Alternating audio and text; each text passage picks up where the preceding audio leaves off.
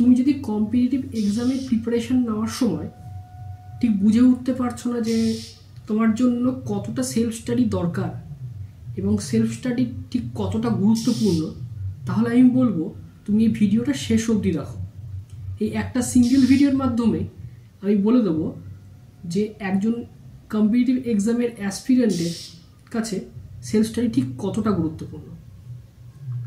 আমি অনেককেই দেখেছি যারা পরীক্ষার জন্য প্রিপারেশান নিচ্ছে অনেক দিন ধরে, তারা ক্লাস করছে কোনো নামি দামি ইনস্টিটিউশনে অথবা অনলাইনে বিভিন্ন টিচারদের ক্লাস ফলো করছে, কিন্তু তারা সাকসেসটা পাচ্ছে না, তাদের কোথাও যেন একটা খামতি থেকে যাচ্ছে। তো তাদের জন্য কি প্রবলেম হচ্ছে এবং তাদের ক্ষেত্রে সেলফ স্টাডি ঠিক কতটা এফেক্ট ফেলতে পারে তাদের আগামী দিনের প্রিপারেশানে, সেগুলো নিয়ে কিন্তু ডিটেল আলোচনা করব। তাই যারা চ্যানেলে নতুন তারা অবশ্যই চ্যানেলটিকে সাবস্ক্রাইব করে দিও, আর ভিডিও ভালো লাগলে অবশ্যই একটা লাইক করো। তো চলো বেশি কথা না বাড়িয়ে ভিডিওটা শুরু করি।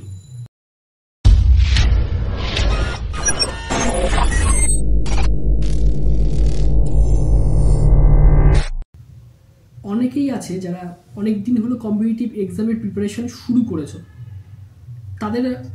তারা বিভিন্ন সময় আমাকে মেসেজ করে বা আমার কাছে জানতে চায় যে দাদা তুমি তো একজন নিজে সাকসেসফুল একজন ক্যান্ডিডেট, তুমি আইবিএসের এক্সাম ক্লিয়ার করেছো, তো তুমি বলো যে কোন স্যারের কাছে কোয়ান্ট করলে ভালো হবে বা কোন স্যারের রিজনিং ক্লাসটা ফলো করলে বেশি স্কোর করা যাবে, বা কোন স্যার বা ম্যাডামের কাছে ইংলিশ ক্লাস করলে ইংলিশটা খুব তাড়াতাড়ি ইমপ্রুভ করা যাবে। তো এইরকম প্রশ্ন আমাকে অনেকেই করে থাকে, তো আমি তাদেরকে যথাযথ উত্তর দেওয়ার চেষ্টা করি। কিন্তু তার পাশাপাশি পরবর্তীকালে তারা শুনি যে তারা সেই সমস্ত স্যার ম্যাডামদের ক্লাস ফলো করছে ঠিকই, কিন্তু তাদের ইমপ্রুভ হচ্ছে না।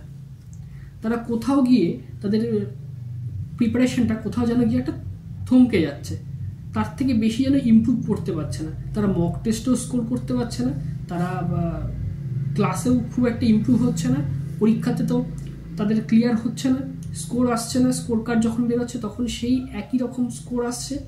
তো তাদের এই সমস্যার মূল কারণটা কি? দেখো, তোমার একটা জিনিস ভালো করে বুঝতে হবে। আমরা যতদিন পর্যন্ত অফলাইনে ক্লাস করতাম, যখন অফলাইন ক্লাসের সংখ্যা বেশি ছিল, তারপর থেকে আমাদের অনলাইন ক্লাসের দিকে কিন্তু আমরা ঝুঁকে গেছি অনেকটাই। সেটা ইউটিউবে হতে পারে বা বিভিন্ন অনলাইন যেগুলো কোচিং সেন্টারগুলো রয়েছে সেগুলো ক্লাস হয়তো তুমি ফলো করতে পারো। প্রতিটা ক্ষেত্রেই তুমি দেখবে সেখানে একটা হিউজ নাম্বার অফ টিচার্স তারা কিন্তু ক্লাস নেন। একই সাবজেক্টের জন্যই অনেকগুলো টিচার কিন্তু থাকে, ঠিক আছে? তারা প্রত্যেকেই খুব সুন্দর পড়ান এবং তাদের ক্লাস তোমরা দিনভর ফলো করছো, ঠিক আছে? তাদের ক্লাস একের পর এক ক্লাস চলছে, তাদের সেখানে রেকর্ডেড ক্লাস থাকছে, লাইভ ক্লাস থাকছে, তোমরা কিন্তু সেগুলো ফলো করছো। ফলো করার পরে তোমার দেখা যাচ্ছে সারাদিনে 6 ঘন্টা বা 8 ঘন্টা তোমার পড়াশোনা কিন্তু হয়ে যাচ্ছে, ঠিক আছে, সেই ক্লাসগুলো করার পর। কিন্তু আলটিমেটলি দিন শেষে গিয়ে তুমি কিন্তু সেলফ স্টাডি করার জন্য কোনো সময় পাচ্ছ না। তাহলে কি হচ্ছে, তুমি শিখছো জিনিস, কিন্তু সেটাকে প্র্যাকটিস করার সময়, কিংবা ধরো তুমি যে জিনিসটা শিখছো সেটা নিজের মধ্যে রিয়ালাইজ করার সময় কিন্তু তুমি পাচ্ছ না। তাই জন্য তোমার ক্লাস করা অবধি ঠিক আছে, কিন্তু তার পরবর্তীতে যে ইমপ্রুভমেন্টের দরকার সেই ইমপ্রুভমেন্টটা কিন্তু হচ্ছে না। আর এই ইমপ্রুভমেন্টের জন্য যে জিনিসটা সব থেকে বেশি প্রয়োজন সেটা হচ্ছে সেলফ স্টাডি। সেলফ স্টাডি না হলে কোনো টপিকের যে কোনো সাবজেক্টের যে কোনো টপিকে কিন্তু পুরোপুরি ক্লিয়ারেন্স আসবে না নিজের কাছে। এই সেলফ স্টাডিটা প্রত্যেকের জন্য খুব খুব জরুরি। বিশেষ করে যারা জেনারেল অ্যাওয়ারনেসের দিকটাতে একটু উইক বা ইংলিশে যাদের একটু উইকনেস আছে, তাদের ক্ষেত্রে আমি বলবো অবশ্যই তোমরা সেলফ স্টাডি কিন্তু মন দাও। যাদের ম্যাথটা প্রবলেম থাকছে, রিজনিংটা প্রবলেম থাকছে, তাদের ক্ষেত্রে চ্যাপ্টার শিখে নেওয়া পর্যন্ত টপিকের ধারণাটা ক্লিয়ার করার পরে যে প্র্যাকটিসের দরকার সেটা কিন্তু তোমার সেলফ স্টাডি থেকেই আসবে, ঠিক আছে? একটা 2 ঘন্টা বা 2.5 ঘন্টার ক্লাসে, অনলাইন ক্লাস হোক বা অফলাইন ক্লাস হোক, যেখানে তুমি ক্লাস করো না কেন, সেখানে কিন্তু তুমি একটা হিউজ নাম্বার কিন্তু প্র্যাকটিস করতে পারবে না।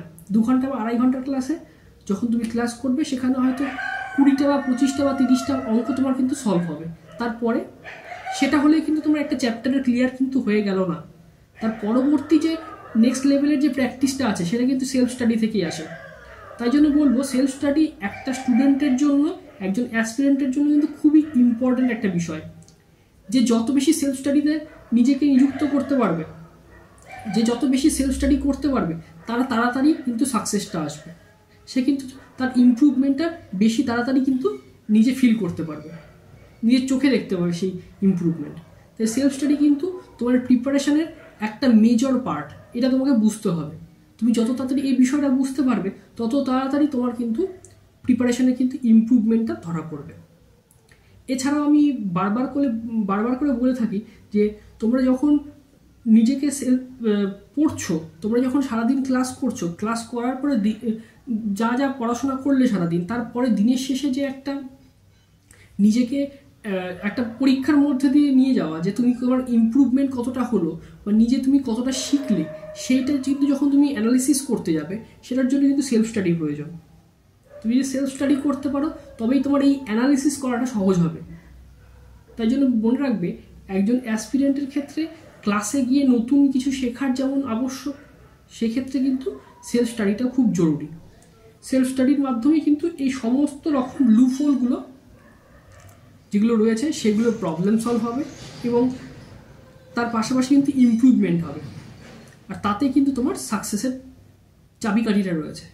তাই জন্য আমি বলবো, সেলফ স্টাডিতে কিন্তু খুব মন দাও। তো খুবই ইম্পর্ট্যান্ট একটা ভিডিও। এই ভিডিওটা যারা যারা দেখছো, তাদেরকে আমি রিকোয়েস্ট করবো, তোমরা ওই ভিডিওটা বন্ধুদের সাথে শেয়ার করো, তাতে সবার কিন্তু ইমপ্রুভমেন্ট হবে। তো যাই হোক, যারা চ্যানেলে নতুন, তারা অবশ্যই চ্যানেলটিকে সাবস্ক্রাইব করে দিও, আর ভিডিও ভালো লাগলে অবশ্যই একটা লাইক করো। তো চলো, ভিডিওটা এই পর্যন্ত রাখছি, দেখা হচ্ছে নেক্সট ভিডিওতে।